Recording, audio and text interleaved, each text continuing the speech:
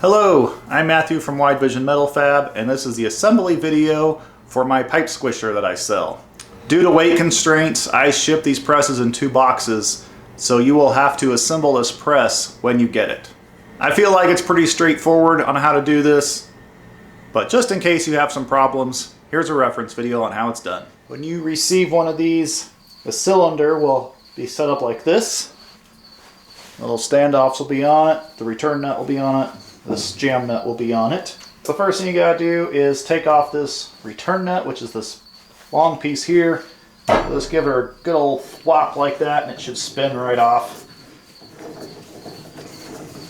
The reason I have it installed on the cylinder to begin with is for weight. It makes the weight a little more even if I have some stuff on the cylinder when I ship it.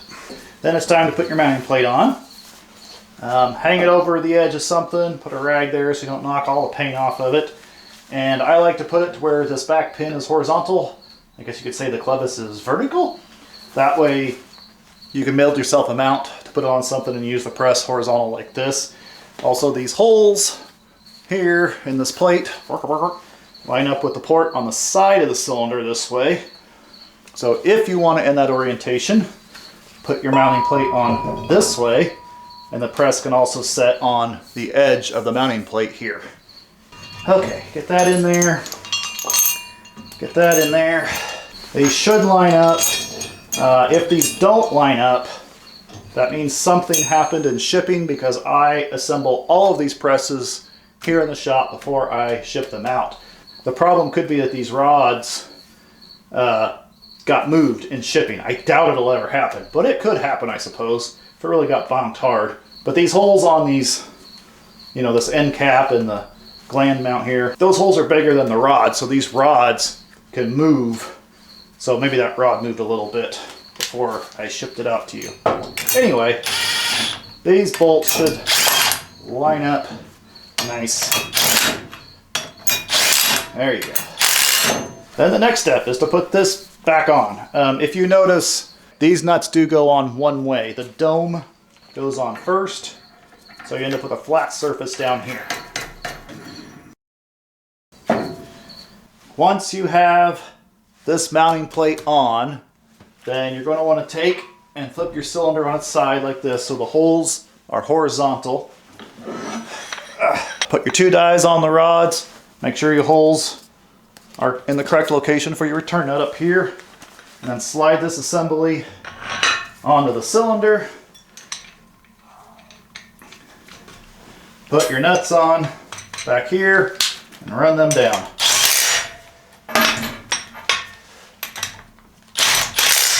So at this point then you would put in your hydraulic hoses and then you would run the return nut out. I'm going to use air since I can't hook this thing up to hydraulics at the moment because I'm getting ready to ship this thing out. See if I can just push that out a little without going bang. There you go. And then at that point, you can put a little grease around this bushing. Put that bushing on the 1/2 inch by 2 inch nut like this, washer up here. Slide that in there. And then I like to use the air ratchet.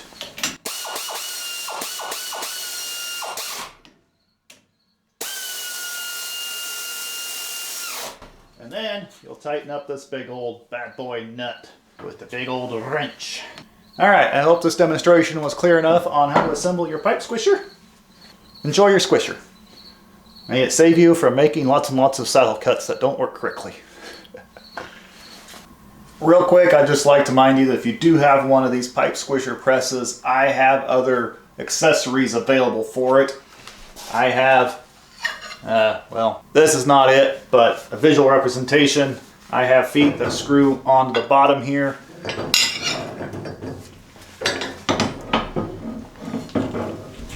So you can set your press upright and use it like this. It has mounting holes in it. I have a generic mount that you can put back here in this clevis to bolt it down to something, and I will gladly build you a custom mount if you need a specific application. I also have an arm that I call a crane arm that comes up off this clevis, hangs out over here, has several notches in it that you can move a clevis back and forth on, so you can hang it from a hoist or a crane. That's usually pretty nice for when you're using another accessory that I have, which is bearing push-off plates. I also have metal bending dies, different types. So I just wanted to remind you real quick that I do have several accessories available for this press. And if there's something you think you need, please contact me. Best way is through email.